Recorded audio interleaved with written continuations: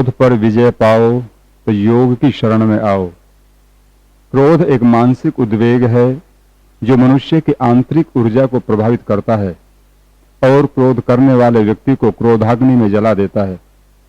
जिस पर क्रोध किया जाता है उसकी आंशिक हानि होती है, लेकिन क्रोध करने वाले व्यक्ति के शरीर में इससे भारी क्षति होती है।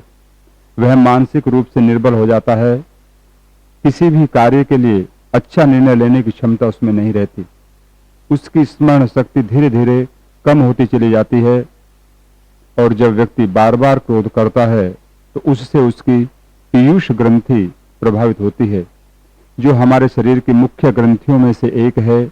इसको मास्टर ग्लैंड कहते हैं, जिसके प्रभावित होने से शरीर की सभी ग्रंथियां प्रभावित होती हैं, जो हमारे शरीर के आधार वात पित्त कफ पर कुप्रभाव डालती हैं, जिससे तीनों दोष प्रकुपित होकर रोगों को जन्म देते हैं। जिस परिवार के अंदर एक भी व्यक्ति क्रोध करता है उस परिवार में कभी भी शांति का वातावरण नहीं हो सकता।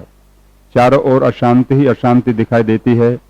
ऐसे वातावरण में व्यक्ति घुटन का अनुभव करने लगता है। परिवार का अमन चैन समाप्त हो जाता है और ऐसे परिवारों से लक्ष्मी भी रूठ जाती है। वहां कलह, विवाद, अविश्वास यही उस घर की शोभा को बढ़ाते हैं और ऐसे परिवारों में कभी भी कोई व्यक्ति स्वस्थ नहीं हो सकता। आए दिन परिवार में कोई न कोई अनिष्ट होता रहता है। व्यक्ति ने गृहस्थ जीवन इसलिए स्वीकार किया था कि उसमें एक सुख का जीवन व्यतीत करेंगे, लेकिन ऐसा नहीं हुआ और उसका ऐसा न होने में आप स्वयं कारण बने हैं। क्रोध करने वाले सभी भाई और बहनों को महाभारत के युद्ध से शिक्षा ले लेनी चाहिए। ऐसा भयानक युद्ध केवल क्रोध का ही परिणाम था। कहते हैं द्रौपदी के एक ही वाक्य ने कि क्या अंधे के परिवार में अंधे ही जन्म लेते हैं, ऐसा कहकर दुर्योधन की क्रोधाग्नि को जला दिया था। और इस वाक्य का ऐसा प्रभाव हुआ कि देखते ही देखते समस्त भूमंडल ही जल गया। चारों ओर से अग्नि की वर्षा होने लगी। सभी योद्धा युद्ध में मारे गए। अनेक बहनों के सुहाग लुट गए और आर्यवर्त के साम्राज्य का अंत हो गया। इतिहास गवाह है, उस महाप्रलयंकारी युद्ध में 18 क्षोणी सेना मृत्यु को प्राप्त हुई, अर्थात मृत्यु के गाल में समा गई थी। फिर क्या आप क्रोध करके सुखी जीवन व्यतीत कर सकते हो?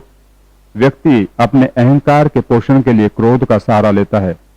जब कोई व्यक्ति आपके सुझाव को स्वीकार नहीं करता, तब व्यक्ति के अहंकार को चोट लगती है और ऐसी स्थिति में व्यक्ति क्रोध करता है।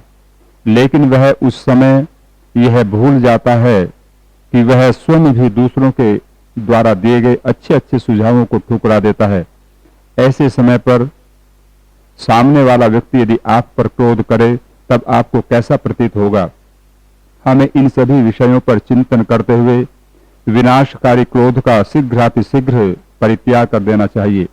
इसी में आप और आपके परिवार का हित है। क्रोध करने वाले व्यक्ति की जहां सब कुछ हानि हो जाती है, वहीं उसका स्वास्थ्य और सौंदर्य दोनों ही इससे प्रभावित होते हैं। बार बार क्रोध करने से हमारा पाचन तंत्र भी प्रभावित हो जाता है, जो व्यक्ति के शारीरिक सौंदर्य का आधार है। सौंदर्य के साधनों पर व्यक्ति लाखों रुपए खर्च कर रहा है, लेकिन जब तक आप क्रोध करना नहीं छोड़ेंगे तब तक सौंदर्य आपका साथ नहीं देगा। क्रोध करने वाले व्यक्ति के चेहरे पर काले काले दाग एवं पिंपल्स हो जाते हैं। चेहरे की आकृति बदल जाती है, मुख की आभा एवं कांति समाप्त हो जाती है तथा व्यक्ति देखने में कुरूप हो जाता है। और यदि कोई विद्यार्थी भी क्रोध करता है तब तो वह अपने जीवन में अच्छी शिक्षा प्राप्त नहीं कर सकता। उसका बौद्धिक स्तर काफी गिर जाता है। मस्तिष्क की कोशिकाएं निर्जीव हो जाती हैं। जीवन में उत्साह नहीं रहता। विद्यार्थी हताशा, डिप्रेशन की स्थिति में चला जाता है। आत्महत्या के विचार मन में आने लगते हैं।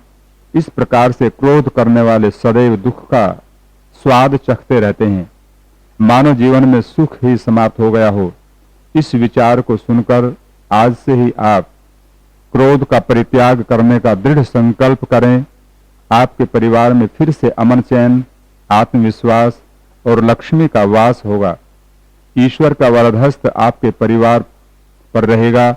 आप खुशहाल होंगे और आपके बच्चे महान बनेंगे। हमने योग